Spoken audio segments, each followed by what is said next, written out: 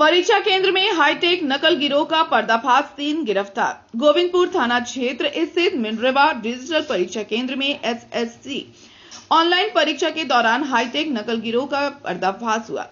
Centre coordinator की सूचना पर पुलिस ने त्वरित कार्रवाई करते हुए 2 परीक्षार्थियों और परीक्षा केंद्र के 1 कर्मचारी को गिरफ्तार किया।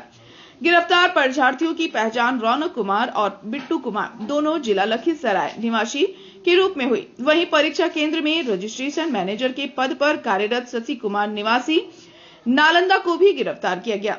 ऋतिक श्रीवास्तव ने बताया कि जांच के दौरान परीक्षार्थियों के पास से ब्लूटूथ डिवाइस और स्पाई ईयरपीस जैसे अत्याधुनिक उपकरण बरामद हुए, जिनके माध्यम से बाहर से उत्तर बताए जा रहे थे। पूछताछ में खुलासा हुआ कि नकल कराने के लिए प्रति परीक्षार्थी 8 लाख रुपए तय हुए थे, जिसमें 2.5 लाख रुपए अग्रिम दिए गए थे।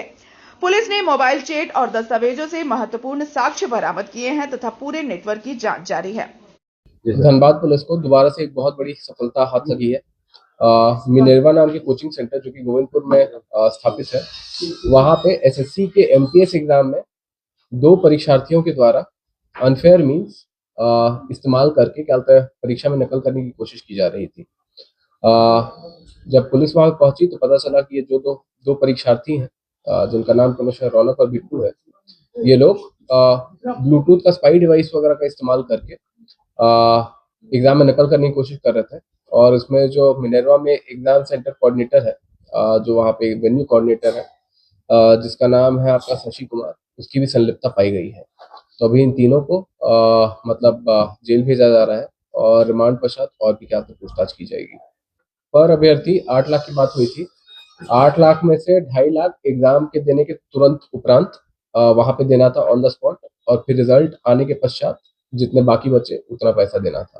आप लोगों को याद हो तो बरवड्डा में तकरीबन 5 महीने पहले एक और बड़ा मैटर हुआ था, जिसका कांड संख्या था 236-25, जहां तक मुझे याद है। उसमें एसएससी सीजीएल एग्जाम में धांधली की गई थी और वहां पे जो मेन ऑपरेटिंग सिस्टम है उसके साथ छेड़छाड़ किया गया था। यहाँ पे जो एमओ था वो डिफरेंट था। एमओ में यहाँ पे जो ब्लूटूथ डिवाइस होता है, तो जो अभ्यर्थी थे, परीक्षार्थी थे, वो लोग ब्लूटूथ डिवाइस अपने कान में पहने हुए थे और बाहर में संभवतः 1-2 हेल्पर या फिर जो सॉल्वर होते हैं वो लोग बैठे थे। जो लोग पुलिस पहुंच रही वहां से भाग गए थे।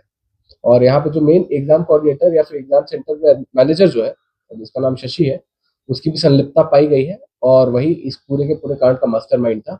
और जैसा कि किसी ने मेरे से पहले भी पूछा कि जी हाँ बिल्कुल, ये ऐसा नहीं है कि एक इकलौती घटना है, is a part of a bigger network, एक सिंडिकेट की तरह।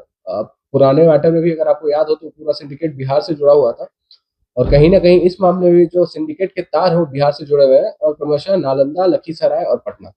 मतलब आपका वही मैंने बोला कि जो आपका एग्जाम का जो सेंटर का जो मैनेजर था वही इन्वॉल्व था। देखिए अभी तो क्या होता है, हम लोग जो मेन सेंटर मैनेजर है शशि को रिमांड पे लेंगे और उससे अग्रतर पूछताछ की जाएगी कि भाई आप ये जो सेटिंग होता था, विद्यार्थी का जुगाड़ कहाँ से होता था, विद्यार्थियों को कहाँ से लाया जाता था, इन सारी चीजों पे पूछताछ की जाएगी ताकि जो बड़ा सिंडिकेट है, बड़ा सिंडिकेट का उद्भेदन हो।